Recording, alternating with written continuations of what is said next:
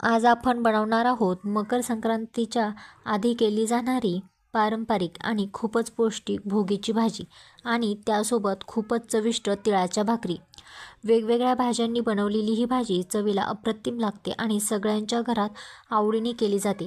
सगळ्यात आधी भोगीच्या भाजीसाठी लागणाऱ्या भाज्या गाजर, बोरं, वालाच्या शेंगा, बटाटे, हरभरे, वांगी, मटार आणि भाकरीसाठी तीळ।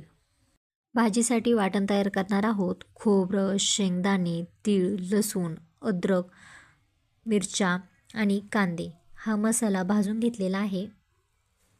आता भाजीसाठी वाटण तयार करून घेऊ। मिक्सरमध्ये पाणी घालून बारीक असं वाटण तयार करून घ्यायचं आहे। थोडंसं पाणी घालून बारीक अशी पेस्ट करून घेऊया। हे बघा अशा पद्धतीने। आता भाज्या सगळ्या स्वच्छ धुवून घेतलेल्या आहे। आता कढईमध्ये तेल गरम करून घेऊ। तेल गरम झाल्यावर सगळ्या भाज्या घालूया। भाज्या घालून 3-4 मिनटं परतून घ्यायचं आहे। मध्यम आचेवर 3-4 मिनटं भाज्या छान परतून घेऊया। छान अशा भाज्या परतून घ्यायच्या आहे। ही भाजी चवीला खूप छान लागते। तुम्ही एकदा नक्की करून बघा अशा पद्धतीने तेलामध्ये भाज्या परतून घेतल्याने भाजीला चव अप्रतिम येते। भाज्या परतून झाल्या, आता एका ताटात काढून घेतल्या। आता त्याच कढईमध्ये तेल गरम केलं आणि वाटण केलेला मसाला घातला आहे। मध्यम आचेवरच 3-4 मिनटं परतून घ्यायचं आहे। वाटण 3-4 मिनटं परतून झाल्यावर आता मसाले घालू। हळद, मिरची पावडर, धना पावडर आणि 1 चमचा गरम मसाला घालूया। हे सर्व मसाले मिनिटभर छान परतून घ्यायचे आहे। आता सर्व भाज्या घालू। भाज्या परतून घेतल्यामुळे भाजीला चवही खूप छान येणार आहे। भाजीमध्ये आता मीठ घालू। मसाल्यामध्ये ह्या भाज्या 2 मिनिटांसाठी परतून घ्यायच्या आहे। सर्व मसाला भाज्यांना लागला गेला पाहिजे। हलवून घेऊया। तुमच्याकडं भोगीची भाजी कशी बनवता हे कमेंट करून सांगा।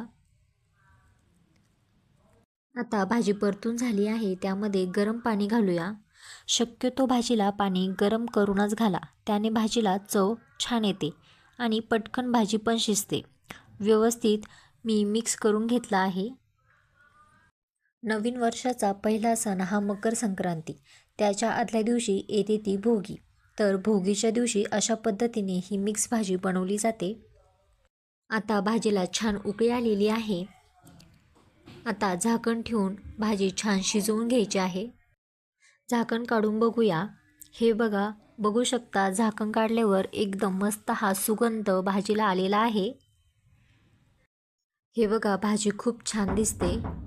भाजीला कलर पण खूप छान आलेला आहे। भोगीच्या दिवशी ही भोगीची भाजी बनवून नक्की खायची असे म्हणतात।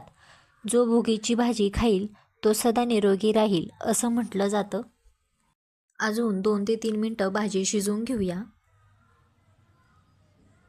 हे बघा किती छान दिसते भाजी। आता आपली भोगीची भाजी तयार आहे। वरून थोडीशी कोथिंबीर घालूया। तीळ घालू आणि छान मिक्स करून घ्यायचं आहे। हे बघा, ही भाजी खूपच चविष्ट आणि पौष्टिक आहे। अशा प्रकारे आपली गरमागरम पारंपरिक भोगीची भाजी तयार आहे।